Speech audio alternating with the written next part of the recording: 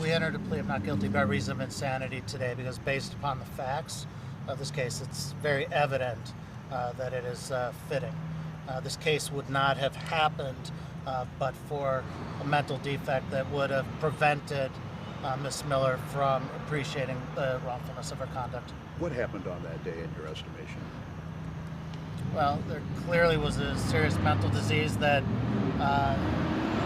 she faced. It was evident to the responding officers, the first responders, and unfortunately it was a tragedy that happened that day. Again, clearly would not have happened but for. If she is found not guilty by reason of insanity, what happens? Well, that would be up to the judge, but there would be, it's not as people generally think that if someone's found not guilty by reason of insanity, they're just released to the street. They're released to the custody of a lockdown hospital. They are held until a court is convinced that they've been rehabilitated, they are safety to themselves and to the community. So it still is a long term of supervision and work. Did she not admit to doing that? Well, I don't think that this is an issue of a whodunit. I think everyone recognizes the fact that that she did do it, but that's just one part of it. That's the act. The big question in this case is the why it was done, and that's what this whole case is going to be about, is the why. How did this happen? I know you cannot say everything she said, but has she shared with you her feelings about what happened on the 23rd? Well, she's obviously devastated by what occurred. This is not something by any stretch of the imagination where we could think that someone would wake up and destroy not just their life but the life of their child. I mean, something is wrong, and that's what we're getting to the bottom of now. But obviously she's devastated with what's happened. She is, her family is, everyone is. Has the family and the Amish community, are they supporting her through this? I know they tried to help her and her husband. Yeah, so what we have received is support from family and from community members who have known her entire life. What happened on August 23rd, that person is not the person that they know. That's the person that they all believe was the victim of a mental health episode.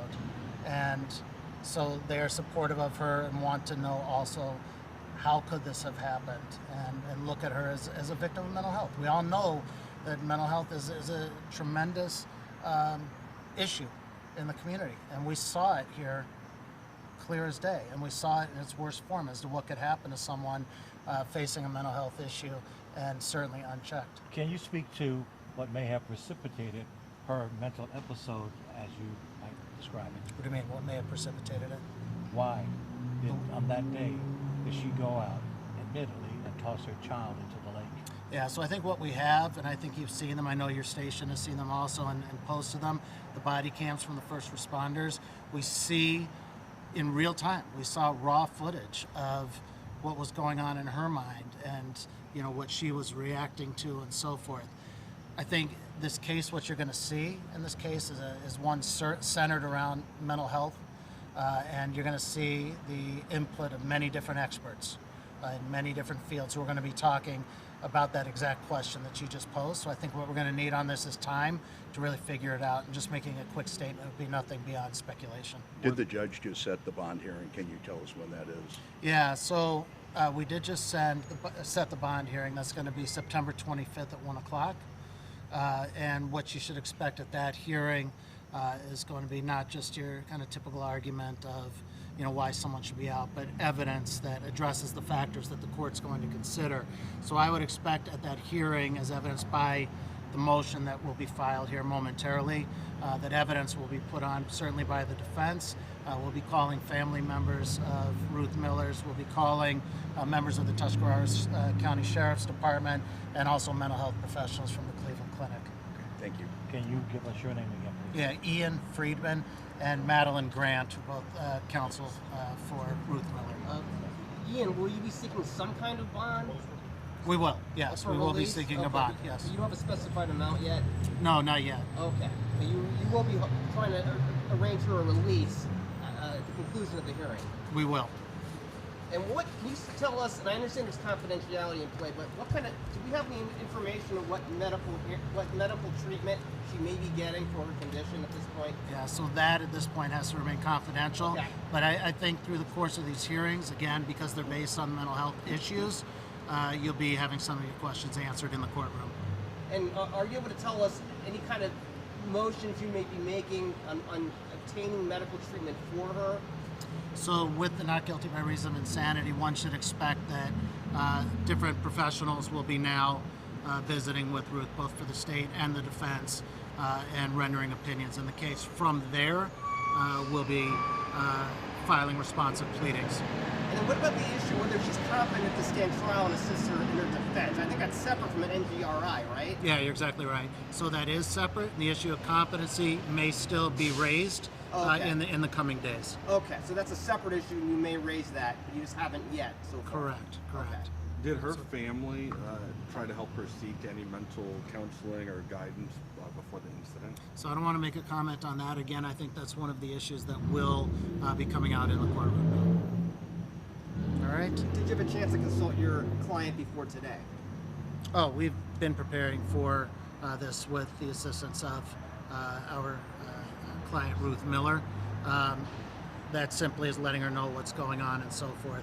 But this is a big process. And it's overwhelming for her, and so we're just trying to make sure that that she understands it and that her needs are being taken care of. Because she's sitting in a jail cell. She's lost a child as a result of this. So a lot of this is making sure that she's taken care of. Has the law enforcement, the prosecutor's office, have they treated your client fairly? They have. So I have to give kudos to the Tuscarawas County Prosecutor's Office and the Sheriff's Department for their professionalism. We've been working well with them, and I think everyone's going to remain focused on what's important in this case, and that is the mental state of Ruth Miller at the time that she lost her child. Since her release from the hospital, has she had, I guess, a come-to moment where she hit her the realization that what she did and that she lost a child? I think the magnitude of this is so great that that's going to take some time. I think this is all a process, and a realization today is going to look very different from what it may a day or even a week from now. I mean, this is a nightmare that no parent ever wants to face, and made worse by the fact that she was there. She was present for this. She was part of this. Whether or not she was mentally stable at the time and so forth, regardless of that, she recognizes the fact that she was there, and this is crushing to her. How long was she in the hospital again? A few days. A few days after her arrest? Correct. Okay. Correct. So. Are you able to tell us anything about that stay? And No. Okay. Not at this time. Can you say which hospital? Yeah, you'll see subpoenas. Excuse me, these bugs are coming out. Subpoenas will be issued here shortly, by tomorrow, actually, and you'll see who's being subpoenaed. And then I think 2 and 2 will be put together. I don't have any problem saying it was the Cleveland Clinic system, but specifics and treatment providers and so forth, those will be listed out by way of subpoena. All right. Thanks, everybody. Did you have any other updates on the other kids that were involved with the golf cart, how they're doing at all? Yeah, I don't want to make any comments on the kids. Everyone's struggling right now with what's going on. Thank you for asking, though. And you're very well known in the area, but are you able to talk about how you were retained in this case? No. All I'll say is that we, Attorney Grant and I are on board, and we will see this through to the very end. Thank you. All right. Thanks, everybody. Thank you.